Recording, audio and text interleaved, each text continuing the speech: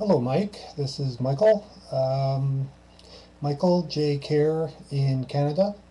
I wanted to talk to you a little bit about what you're discussing in this particular segment about being a teacher. Um, this is actually being recorded on Saturday the 14th, and so this might be out of sync with the other ones that I replied to earlier on later days because I've been going through some of your back stories, your back log of video posts. So, first off, why am I wearing this hat? Just to get that out of the way.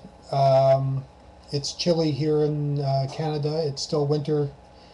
I don't have my furnace blowing full blast at all times, so it's a little bit chilly in the kitchen where I'm doing this. And this keeps my body nice and warm, having a hat on in the house. Seems a little bit strange, but it works. I also have heavy sweaters on. So it sounds like a old Jimmy Carter idea. Anyway, aside from that, being a teacher, amongst the other things that I do, I talked about being a person who raises worms for organic compost and growing my own food and things like that. I also happen to be a reflexologist. I've been a certified reflexologist since 1987. So I've been doing this for many, many years, and I'm also a relaxation therapist.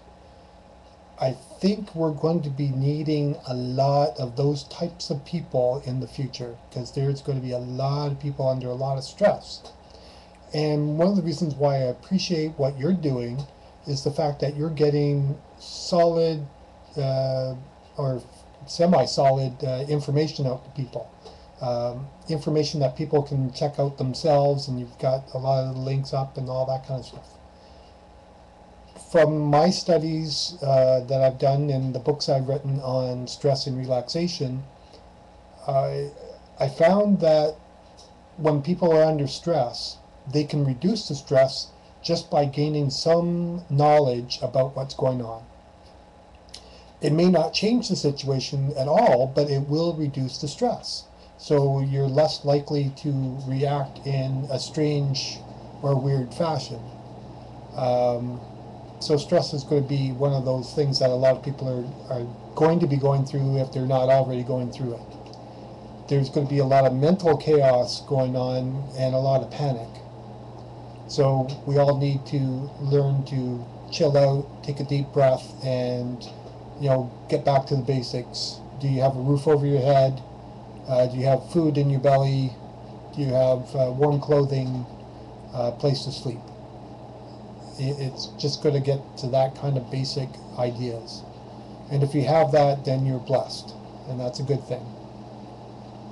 Getting back to the idea of being a teacher, one of the other things, since I wrote a book on all the stuff that was going to be happening, I decided that I was going to learn more about bicycles and how to fix them.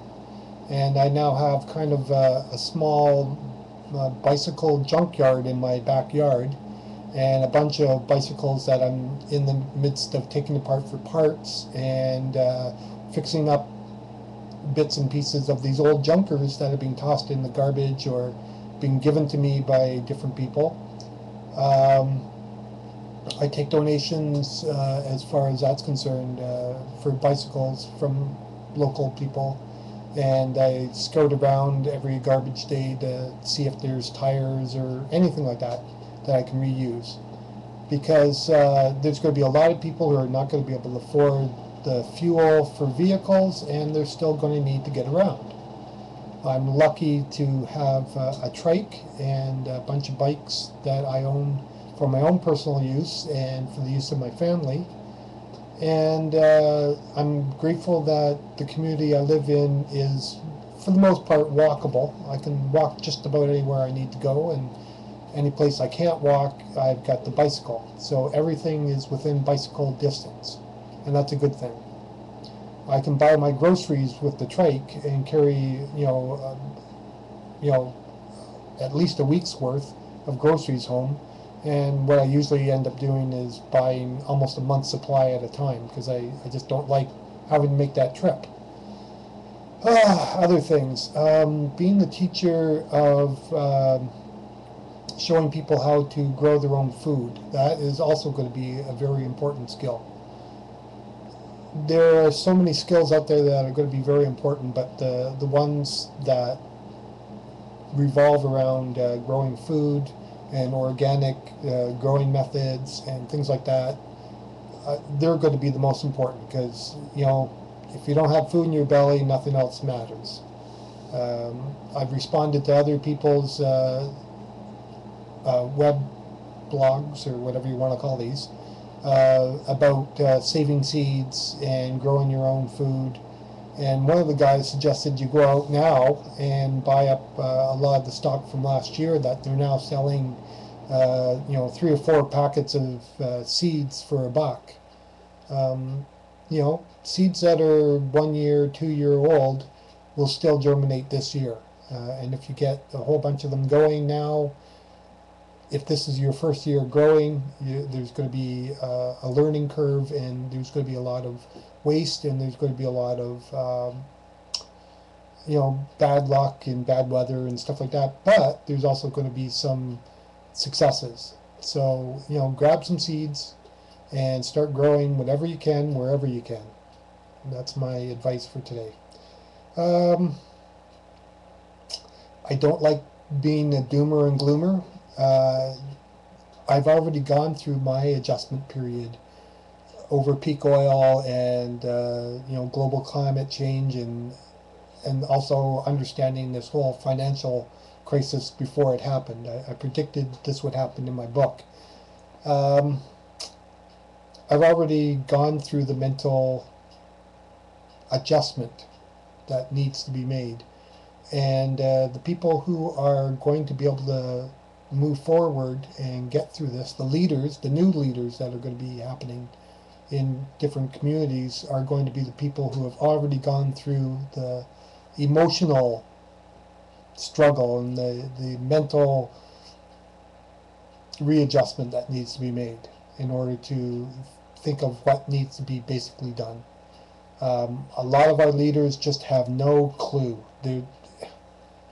And a lot of people know that our government is not going to take care of us, so we have to take care of ourselves. Good luck, everyone.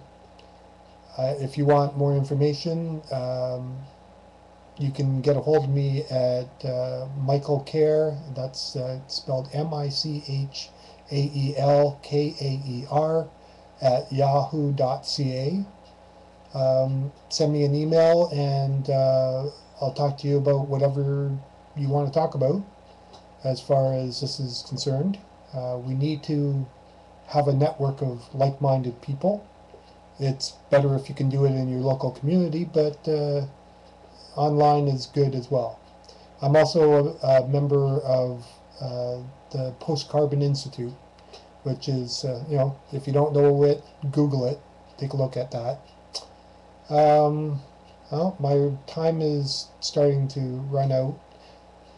I hate having to try and get all this into a 10-minute segment, but I think I covered most of the basics. So give me an email. I'll talk to you about what I talked about in my book. I'll send you a link if you want to buy my book. It's $10.